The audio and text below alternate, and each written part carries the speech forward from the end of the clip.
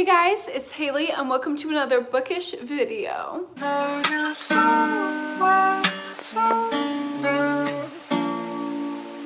So today I'm going to be telling you guys my top 20 worst books of the year. These are the trashiest of the trash books that I have read thus far in 2020. I've read 140 books so far this year, so these are truly the worst of the worst. Let's go ahead and just jump right in. These are going to be in no particular order, and I'm not going to give you guys full synopses because you don't need to read these books. I don't even want to intrigue you to read them because they're so bad. They all tricked me into making me pick them up because I thought they were going to be good. They're bad. So let's just go through them. First, I have The Two Lives of Lydia Bird by Josie Silver. This book is absolute trash. I hated it. I absolutely hated it. Our main character is weepy and annoying. The love interest, I hated him. I hated his perspective. If he was a real person and I saw him like in the bar, I just know what kind of guy he would be and I don't like him. Trash. Literal trash. Don't pick up that book. Another one that I had high expectations for, but was absolutely horrible. The Chain by Adrienne McKenzie. I was so excited to buddy read this with two of my best friends on BookTube. The first, maybe third of the book was phenomenal. A 5-star read. So intriguing. Amazing. A kidnapping story. She was set up for success. I was supposed to love her. Things went really fast. And the whole last 2/3, nothing happened. And I was just wondering why this wasn't just a short little novella with the first third and the rest of it just, we can cut her out, girl. We didn't need all that. That was bad. Next up, let's get into a trash romance. Why We Broke Up by Daniel Handler. Absolute trash. I hated this book. Our main character had manic pixie dream girl syndrome and she was really obsessed with herself. The love interest was really bland, boring, and seemed like a white boy of the month. Going back to thrillers, Bring Me Back by B.A. Paris. Behind Closed Doors by B.A. Paris is in my top 5 favorite books of the year. This book, absolutely not. The whole ending was just confusing. I feel like B.A. Paris thought she was going to be shaking me with these twists, but really I was just very confused. I don't think this was written well or in a way where you could understand what's going on, so trash.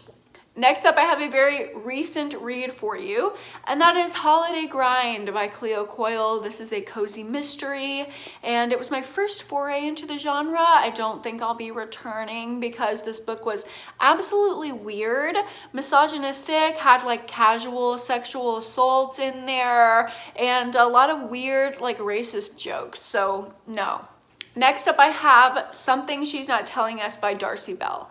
This was a huge disappointment for me. I was really looking forward to this release. Darcy Bell wrote one of my favorites of last year, which was A Simple Favor. I also love that movie. Highly recommend that.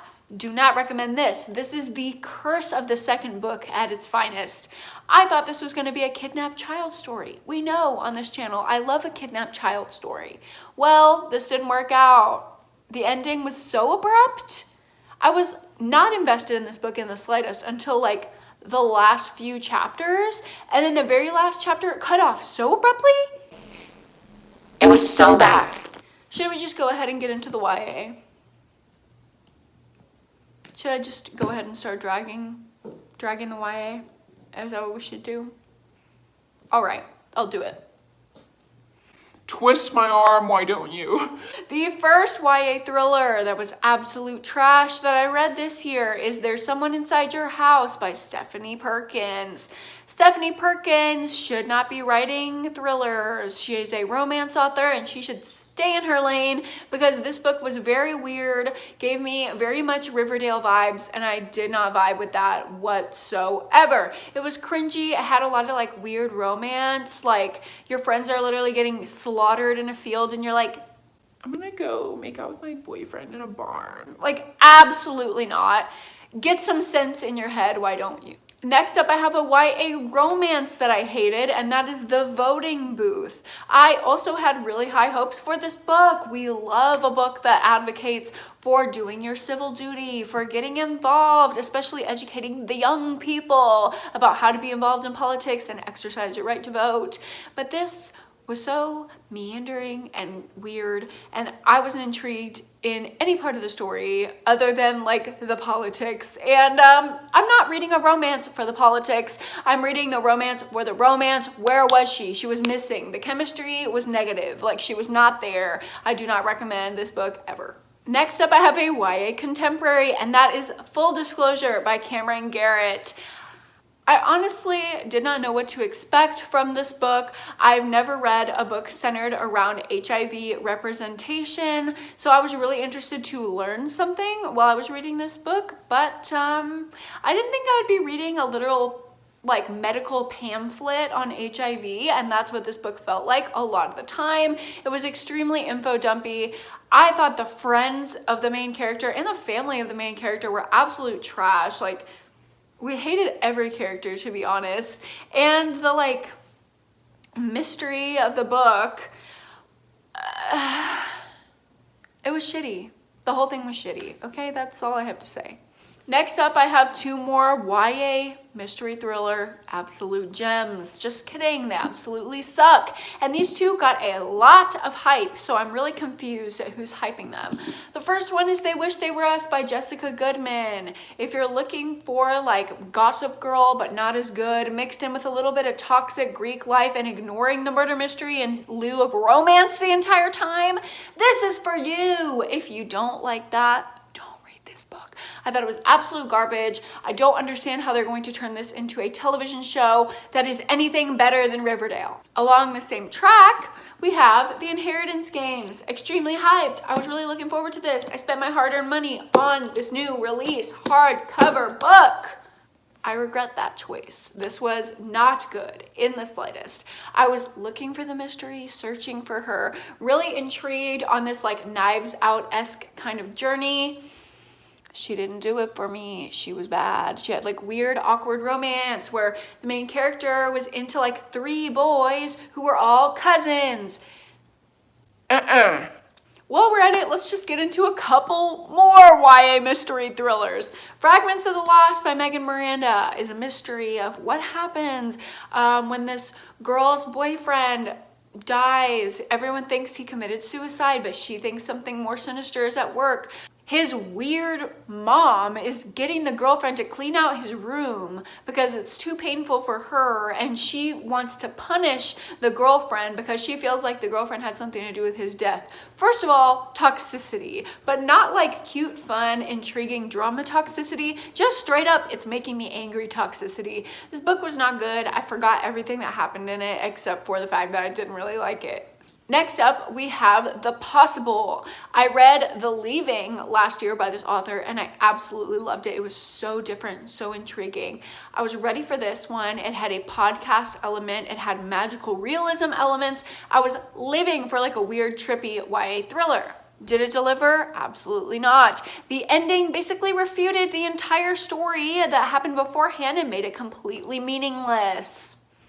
Here we go. This is the last YA book I have on this list, I promise. I'm not usually a YA hater in this amount of, fury, but I really had a lot of YA duds this year, so I apologize. But this is the very last one. The rest are all adult books. But Lola and the Boy Next Door.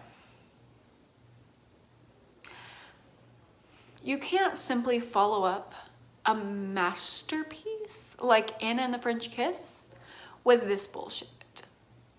Absolutely not. I hated Lola as a character. She thought she was really quirky and different, and I'm like, You're literally not different. You're just the type of girl who wears your Converse to the prom. Well, baby, that's not cute. Like, everything she did, she was like, I'm different, and I'm like, no, you're just literally ugly. Sorry.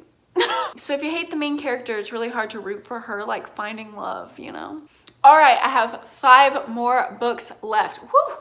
Did I really go through 15 books in 11 minutes? I mean, I don't want to talk about these books. I don't want to waste my breath speaking about these books, but I feel like it's my duty to let you know that these books are bad and you shouldn't read them, so Here we go. Top 5, baby. Actually, these are in no particular order, so it's not the top 5, but 5 more bad books. Let's go. This one is going to be controversial. The Unhoneymooners by Christina Lauren. No. No. So bland. Absolutely so bland. Not intriguing whatsoever. It literally felt like it went in one ear and out the other. Like, I could not have cared less about this romance. And it was enemies to lovers. So that's my trope. I was really looking forward to that, but no, she did not deliver. It also didn't help that I hated the main character so much. She was so negative, so complainy, so insecure, and she hid it all under this veil of like, oh, I'm just a bad bitch. Like, I'm standing up for myself. And I'm like, no, you're not. Like, you're literally just being mean. Like, I hated her so much. I didn't like her attitude. No. Also, another one by Christina Lauren, The Honey Don't List. This is the stupidest romance I've ever read in my life. Again, it's another enemies to lovers. It was set up for me to like. Did I like it? No, absolutely not. This is like a Chip and Joanna Gaines assistants if they fell in love kind of situation. So I was really intrigued. I'm like, okay, HGTV, pop off. This is another case of I literally hated the female main character so much. Also, the like cutesy little romance elements that was supposed to like make my heart melt, I was laughing at. I'm sorry, it was so stupid. Also, the end was like, it all went down in flames. Like, I don't even know how it got to that point, but it literally all just came crashing down around it. I was like, how?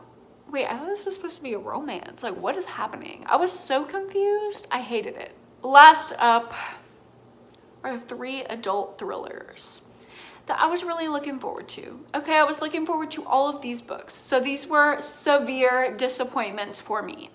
The first one is The Wife Stalker by Liv Constantine.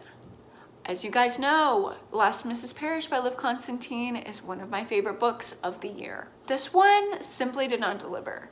It was so confused and meandering and boring, and like I don't,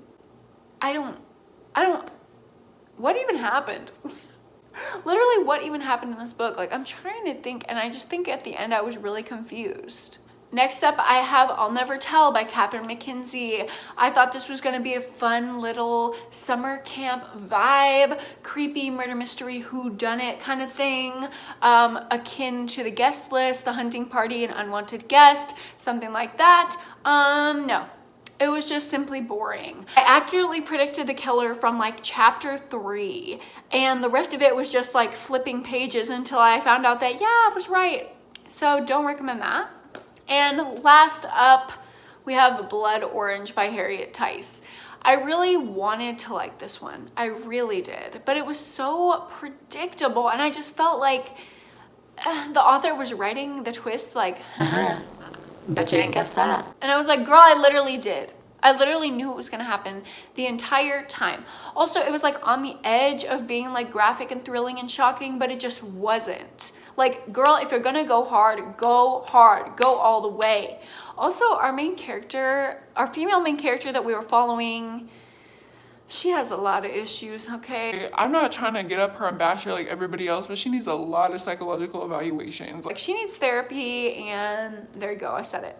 So, I think the common themes here are confusing, meandering, and predictable plots, and main female characters who suck.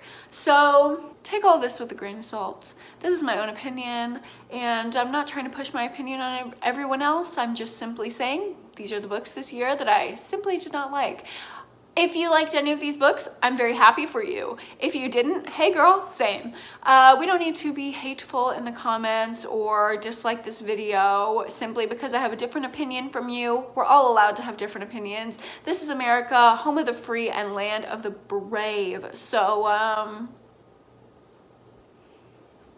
okay. Anyways, I'll see you in 2021. Have a wonderful end of your year. Goodbye. So